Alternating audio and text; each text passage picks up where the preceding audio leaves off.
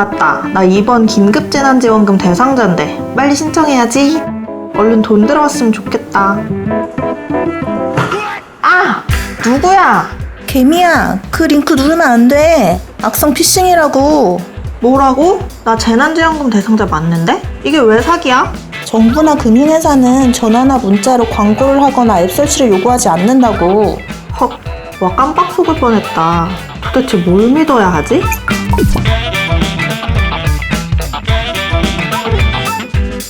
내 소중한 돈을 노리는 악성 피싱. 저런 것에 도대체 누가 속나 싶겠지만 피싱 수법도 시대에 따라 진화하고 있습니다. 최근에는 코로나19 재난지원금이나 백신 접종, 백신 투자자 모집 등을 미끼로 URL 주소 클릭이나 앱 설치를 요구하는 경우가 많은데요. 이렇게 특정 행동을 유도하거나 자금을 요구하는 경우는 반드시 의심해야 합니다. 그럼 제가 만약 저 링크를 누르고 앱을 설치했으면 어떻게 됐던 건가요?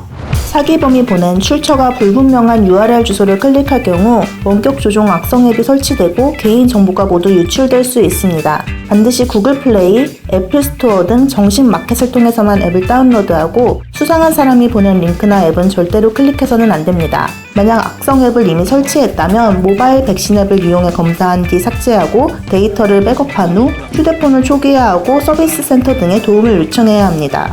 와, 피싱 같은 건 누가 당하나 했더니 저도 당할 뻔했네요. 다른 피싱 피해 사례는 어떤 게 있는지 더 알려주세요. 피해 사례 유형은 사실 전부 말씀드릴 수 없을 정도로 다양한데요. 되도록 최근 발생한 유형으로 소개해보겠습니다. 중소기업을 운영하는 40대 A씨가 당한 피해 사례입니다.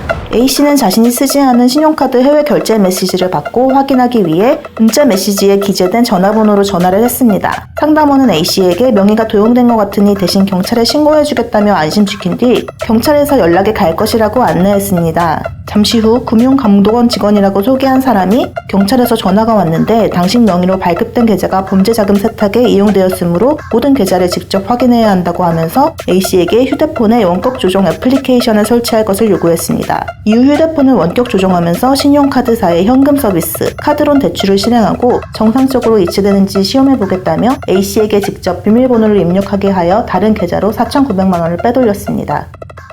헐, 저라도 사용한 적 없는 해외카드 결제 문자가 오면 전화해볼 것 같은데 완전 소름 돋아요. 그러면 그런 문자를 받고 진짜 카드 도난인지 사기인지 헷갈릴 경우에는 어떻게 해야 할까요? 결제 문자 메시지가 의심될 경우 메시지에 안내된 전화번호로 문의하지 말고 소지한 신용카드 뒷면에 안내된 전화번호나 인터넷 검색으로 확인된 카드사의 전화번호로 문의하세요. 그리고 출처나 용도를 알 수 없는 앱은 절대 설치해서는 안 됩니다. 계좌 비밀번호, 보안카드, OTP 번호로 알려주거나 입력하는 행동은 당연히 피해야 하고요. 아, 피싱 수법도 정말 다양하네요.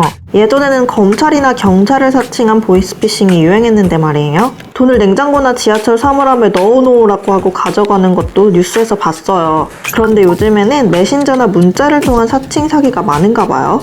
맞아요. 2020년 보이스피싱 피해액은 전년보다 65% 줄어든 2,353억 원이었습니다. 하지만 가족, 지인 등을 사칭한 메신저 피싱 피해액은 오히려 9.1% 증가했어요. 특히 2020년 메신저 피싱 피해자의 연령별 분포를 보면 50대와 60대가 전체 메신저 피싱 피해의 85.8%를 차지했습니다. 피싱 피해 사례를 분석해보면 나이와 성별에 따라 취약한 피싱 유형이 달랐는데요. 대출 빈자형 사기는 40, 50대 남성이 가장 취약한 것으로 나타났고 사칭형 사기는 50, 60대 여성이 가장 취약했습니다. 최근 자주 발생한 피싱 유형으로는 가족을 사칭해 편의점에서 구글 기프트 카드와 같은 상품권을 구매하게 한 뒤 핀 번호를 요구하는 수법이 있고요. 또 가족을 사칭한 사기범이 휴대폰이 고장이 나서 다른 번호로 연락한다며 전화번호를 카톡 추가하라고 한 뒤 금전을 요구한 피해 사례도 다수 있었습니다. 아휴, 나쁜 사기꾼들. 만약 가족이 금전을 요구하면 진짜 무조건 전화해서 확인해야겠네요. 맞아요. 하지만 꼭 가족만 당하는 건 아니에요. 호칭을 특정하기 쉬우면서 요구를 거절하기 어려운 상대에게 금전을 요구하는 메신저 피싱도 종종 발생합니다. 메신저를 해킹한 뒤 과거에 나눈 대화를 보고 말투나 관계, 성격까지 다 파악해서 용의주도하게 접근하기 때문에 알아차리기는 쉽지 않아요. 저도 속을 것 같은데 연세가 있는 분들은 정말 진짜인 줄 알겠어요. 부모님께 어떤 점을 조심하라고 말씀드리면 될까요? 아까 개미씨가 얘기한 것처럼 금전을 요구하는 메시지를 받으면 즉각 전화통화로 확인해야 하고 출처가 불분명한 앱 설치나 신분증, 개인정보 요구는 가족이라 할지라도 무조건 거절해야 합니다. 네, 주변 어르신께도 꼭 말씀드릴게요. 그러고 보니까 인터넷이나 오픈 채팅방에서 피싱을 시도하는 경우도 많다고 하던데 온라인에선 어떤 점을 유의해야 할까요? 인터넷 카페에 올라오는 저금리 대출 유도 게시글이나 텔레그램 등을 통한 대출 상담은 피해야 합니다. 그리고 먼저 일정 금액을 입금해 거래 실적을 남기라고 하는 경우는 100% 사기입니다. 최근 일어난 피싱 피해 사건인데요. 피해자 B씨는 2021년 3월 어느 날 대출을 인터넷으로 알아보던 도중 대한대출을 금리 낮게 해준다고 써진 땡땡캐피탈이라는 사이트에 들어가 5천만 원 대출을 신청했습니다. 상담원은 텔레그램 메신저로 대화를 유도해 대출을 받으려면 요즘 코로나 때문에 받는 분들이 많아 거래 내역을 4차례 남겨야 된다. 대한대출을 위해 필요하니 지정하는 계좌로 금액을 입금하세요 라고 요구한 뒤 연락이 두절됐습니다. 아니, 먼저 입금하라고 하는 건 딱 봐도 이상하잖아요. 막상 그 상황이 되면 이상한지 알아채지 못하는 경우가 많아요. 피싱 범죄가 조직화, 지능화되고 있기 때문에 노년층뿐만 아니라 젊은 층이나 전문직, 고학력자들의 피해 사례도 다수 발생하고 있습니다. 이제 피싱 예방하는 법을 좀 알 것 같네. 이제 어떤 식으로 접근해도 나는 절대 당하지 않아. 어? 내 계좌에 왜 97만 원이 입금됐지? 이거 뭐지?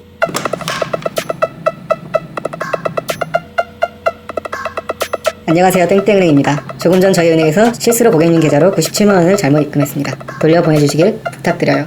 아, 계좌번호가... 또 종이에 뭘 적고 있냐? 에? 야, 이거 입금자 이름이 970000이고 실제 보낸 금액은 1원이잖아. 내가 못 살아. 헐, 상상도 못했네.